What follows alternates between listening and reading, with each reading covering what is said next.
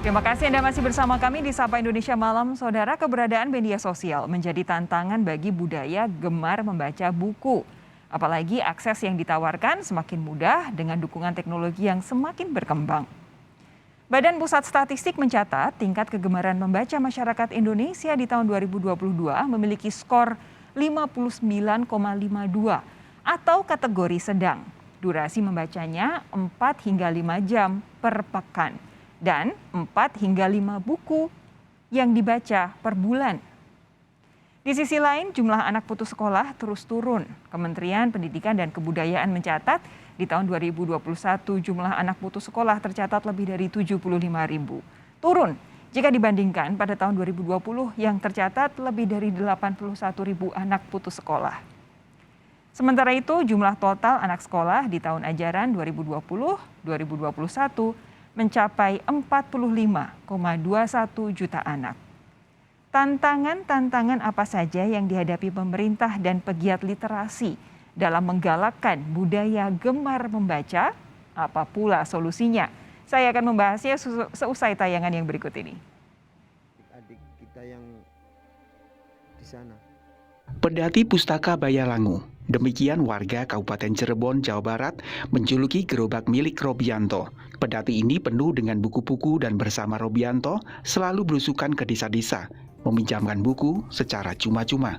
Sejak 5 tahun lalu, Robianto keliling dengan pedati pustakanya untuk menumbuhkan minat baca masyarakat. Kampung, alun-alun, hingga sekolah jadi tujuan pedati pustaka. Dulu saya gemar membaca, akhirnya saya berpikir bagaimana agar saya bisa menularkan hobi saya gitu loh, suka membaca apa, dan akhirnya saya berpikir dengan itu saya bergerak mengantarkan buku ke masyarakat supaya masyarakat bisa membaca, karena menurut saya ketika membaca itu pasti kita bisa. Robianto menyebut minat baca masyarakat sebenarnya tidak rendah. Namun yang jadi masalah sarana dan prasarana baca yang tidak ada. Ketika saya bergerak dari 2015 sampai sekarang itu, selama ini bukan minat bacanya yang rendah, tapi memang sarana dan prasarana bacanya yang tidak ada. Ketika saya datang ke desa ini dengan pedati saya, mereka beramai-ramai rebutan baca buku. Bahkan ada yang banyak yang tidak dikembalikan bukunya itu. Sebelum memiliki pedati, Robianto belusukan dengan berjalan kaki sambil membawa tas ransel berisi 30-an buku bacaan. Kini Robianto juga membuka buku baca Bayalangu yang jaraknya 400 meter dari rumahnya. Tujuannya agar para tetangga tetap bisa membaca buku saat pedati pustaka belusukan. Tim Liputan Kompas TV. Tantangan-tantangan apa saja yang dihadapi Robianto bersama pedati pustakanya? Apa upaya pemerintah untuk semakin mendongkrak minat baca masyarakat? Saya akan bahas bersama pemilik pedati pustaka, Robianto, serta pelaksana tugas Kepala Dinas Pendidikan Cirebon, Ronianto. Ini ada Bung Robi, ada Pak Roni. Selamat malam. Selamat malam. Selamat malam. Saya mau ke Bung Robi terlebih dahulu ya, Pak Roni ya. Ya, mangga, silakan. Oke, Bung Robi, saya mau tanya. Jadi kenapa Anda mau repot-repot? Dan yang kedua, kenapa harus pedati? Ini sebelumnya ini nggak ada gambarnya, Pak. Oh, ada wajahnya Bung Robi ada di layar saya dan sudah nongol di layar televisi. Jadi jangan khawatir, silakan. Siap. Gimana? Saya bisa diulangi. Oke, jadi kenapa Anda mau repot-repot dan kenapa bentuknya pedati? Jadi menurut saya bukan repot sih, Mbak, tapi memang ini sudah niat saya dan konsekuensi saya bagaimana ketika saya bergerak. Nah, kenapa saya memakai pedati? Karena pedati itu menurut saya unik. Jadi ketika pedati datang itu saya nggak usah manggil masyarakat. Dengan bentuk uniknya pedati, mereka akan datang sendiri. Kami datang, pertama melihat kan, ini apa, pas saya buka ini buku. Nah, baru di situ masyarakat itu rame-rame memilih buku gitu loh. Oke, tapi awal asal muasalnya itu ada momentum apa sehingga Anda memutuskan untuk membuat perpustakaan keliling berbentuk pedati ini? Jadi ini pengalaman pribadi saya juga sih, Mbak. Boleh sedikit cerita ya? Gimana, Mas? ini tentang terkait pribadi saya. Boleh saya sedikit cerita ya, nggak apa-apa ya? Boleh, Silakan, ya? silakan. Jadi awalnya dulu saya begini, Mbak. Dari mulai sekolah SD itu nggak lulus sampai SMP lah. Saya mengecam pendidikan cuma sampai kelas 6. Tapi sedari kecil saya suka membaca, Mbak. Nah, makanya saya ingin masyarakat itu gemar membaca seperti saya. Meskipun pendidikannya tidak tinggi, akan tetapi pengetahuan dan wawasannya lebih luas dan maksudnya lebih maju gitu loh. Supaya SDM-nya lebih maju dengan buku-buku bacaan yang ada. Nah, makanya saya sengaja pertama-tama sih saya door-to-door dari rumah ke rumah untuk mengamanyakan literasi, untuk membaca ini itu bla bla bla.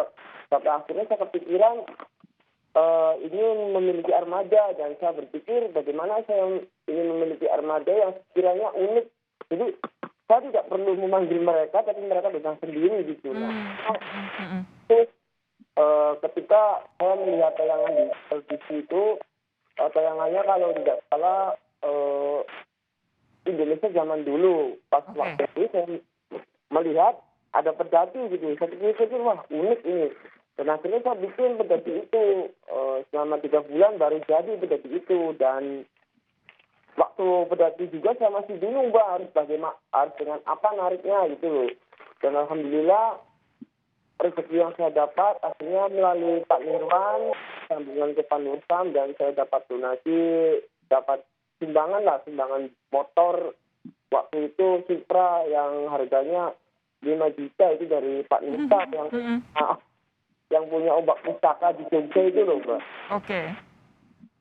Oke, nanti saya akan lanjutkan lagi dengan Bung Robi. Pak Roni, apa tanggapan Anda, tanggapan dari Dinas Pendidikan mengenai aktivitas pedati pustaka seperti ini? Ya, kami mengapresiasi ini langkah-langkah yang dilakukan oleh Mas Robi, ikut serta dalam rangka memberikan motivasi kepada siswa khususnya dan pada masyarakat untuk gemar membaca. Mas Robi ini dalam melaksanakan kegiatan melalui pedati pustakanya itu tidak mengenal waktu, ya artinya bukan hanya di sekolah tetapi juga di pasar malam, di lapangan, di mana ada keramaian, beliau datang kemudian menggelar bukunya. Ini adalah merupakan sebuah langkah yang cukup bagi kami luar biasa gitu. Mohon maaf barangkali Mas Robi dengan keadaan sebagai pekerja serabutan, tetapi begitu peduli terhadap minat baca masyarakat yang ada di Kabupaten Cirebon. Gitu. Sebenarnya minat baca anak-anak, terutama anak-anak, para pelajar di Cirebon itu seperti apa, Pak Roni, sejauh ini? Sebenarnya minat baca yang ada di Kabupaten Cirebon cukup bagus, Pak. Kita juga di Dinas Pendidikan ada beberapa kegiatan. Yang pertama adalah kegiatan klinik baca, di mana kegiatan klinik baca itu dikelola oleh MGMP Baca Indonesia. Ini adalah untuk mengatasi siswa-siswa yang kecepatan efektivitas membacanya atau KEM-nya di bawah rata-rata. Ini namanya klinik karena anak-anak itu mengalami, boleh dikatakan penyakit baca gitu, sehingga kita perlu didikan klinik baca. Kemudian ada juga Simerak. Simerak itu adalah sekolah inspirasi membaca dan menulis ragam karya. Artinya setelah anak-anak itu membaca, bukan hanya sekedar membaca, tetapi anak bisa mengekspresikan lagi dari bacaan-bacaan itu untuk dibuat entah itu karya-karya berupa bisa artikel, bisa puisi, sehingga anak-anak ekspresi untuk mengaktualisasikan bacaannya itu bisa dikembangkan dengan yang lain. Bahkan ada bacaan-bacaan yang akan dikembangkan di dalam sebuah video atau film. Oke. Itu adalah minat bacanya cukup tinggi, hanya tadi disampaikan Mas Robi fasilitasnya mungkin masih cukup terbatas. Nah itu dia, jadi sebenarnya seberapa berkomitmennya kita semua, terutama pemerintah untuk memberikan akses baca kepada anak-anak, terutama mereka pelajar. Saya akan lanjutkan perbincangan ini sesaat lagi, saudara tetap bersama kami di Sapa Indonesia Malam.